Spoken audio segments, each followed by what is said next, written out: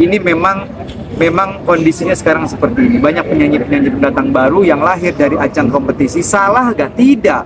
Tapi yang suka salah itu para pengikut-pengikutnya, yang terasa barbar lah, yang terasa seperti apa, yang menganggap orang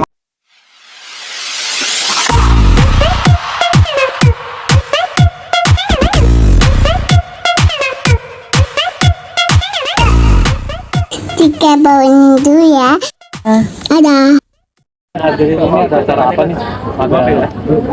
ya hari ini silaturahim, sekaligus juga nanti tadi ada fashion show. Ini silaturahim keluarga besar Fatih Indonesia. Jadi memang di edisi Lebaran kali ini gue diajak kolaborasi bersama Kang Fahmi untuk membuat satu series atau satu edisi gitu ya. Akhirnya sepakat, akhirnya kita menggunakan batik besurek, dan ini tulisannya ini Ramzi, ini bahasa Arab tapi Ramzi. Batik besurek itu khas dari Bengkulu. Singkat cerita, akhirnya saya diminta untuk kolaborasi dan alhamdulillah responnya juga cukup bagus. Jadi hari ini silaturahim sekaligus buka puasa lagi. Bang, ini kan udah desain ini ya. Untuk Lebaran sendiri di keluarga ada apa lagi? Aduh, betul kalau Lebaran nggak pernah ini ya. Istri gitu. Paling pakai baju yang udah ada, kain sarung putih udah. Huh? Oh kalau ini udah nggak bisa lepas dari seorang Ivan Gunawan, mana berani gua ini kan lawan. Hah? Udah harus sama Ivan Gunawan. Kapal-kapalan gitu mungkin. Aduh, enggak. Aku sama mama juga. Iya. Nah, bahkan biasanya banyak tuh bang keluarga yang kalau lebaran temanya. Iya. Juga kesamaan. Mungkin kita akhirnya enggak nih. Gua paling sholat id pakai baju koko, seringnya udah pakai kaos. Panas. Rumah mertua ke rumah nyokap ke Bogor. Memaknai Ramadan di tahun ini seperti apa? Nah, kalau alhamdulillah untuk tahun ini sedikit bersyukur dalam arti gini. Kalau tahun-tahun sebelumnya kan memang setiap Ramadan gua ada 2 program. Satu yang malam, satu yang sahur. Tapi untuk kali ini yang malam nggak ada karena jamnya dipakai sama sinetron. Kemudian hanya ada yang acara sahur live. Itu sebenarnya karena memang lebih bersyukur, dalam arti bukan lagi nggak mensyukuri nikmat gitu kan. Bersyukur karena waktu jadi akhirnya banyak untuk istirahat, juga untuk akhirnya gue bisa mengerjakan kerjaan-kerjaan yang lainnya. Jadi memang agak lebih santai. Coba kalau ada program yang malam kan kayak sekarang nih gue udah nggak bisa kayak begini, harus buru-buru ke studio kan. Tapi alhamdulillah ya sekarang waktunya lebih lowong lah, lebih banyak. Ya hasilnya sama. Ya gimana kamu sekarang bulan puasa?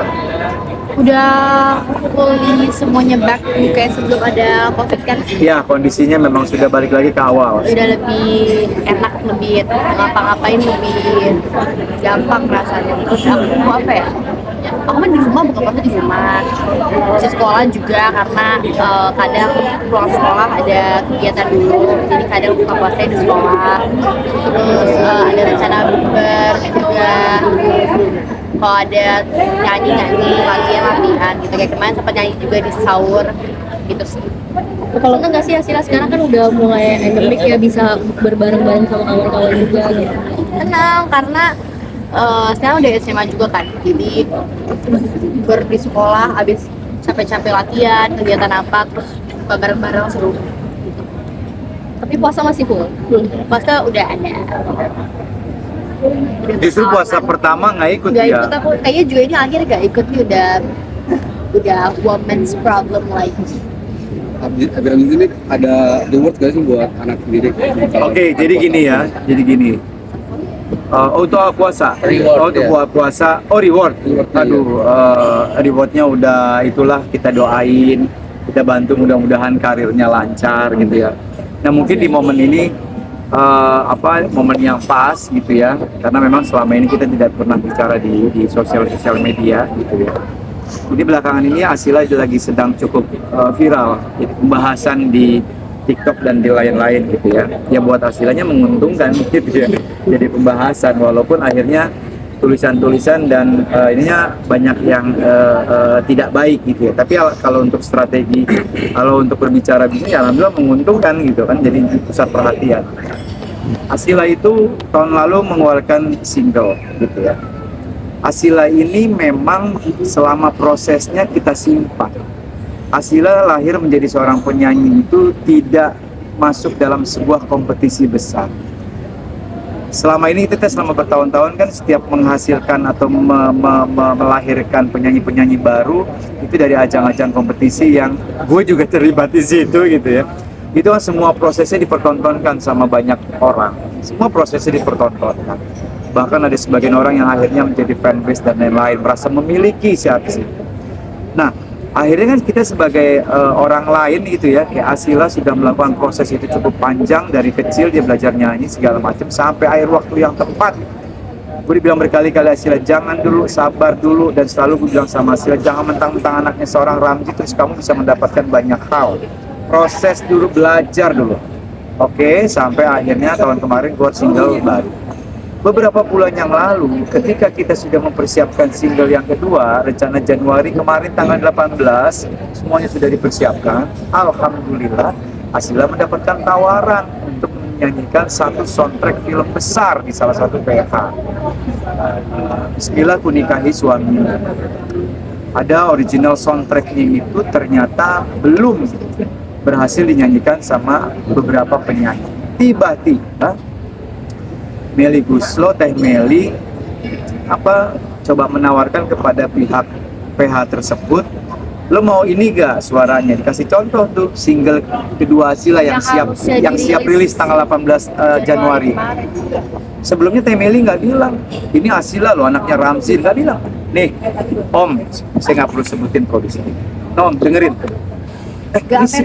Ini ya semesta. Ini siapa Mel? Ini Asila Maisa, ada penyanyi baru. Gitu kan, kemarin single pertama sama saya itu. Akhirnya tertarik, dikasihlah kabar itu ke Manuj, kan, bos MD. Akhirnya fix, oke, lagu itu dikasih untuk Asila.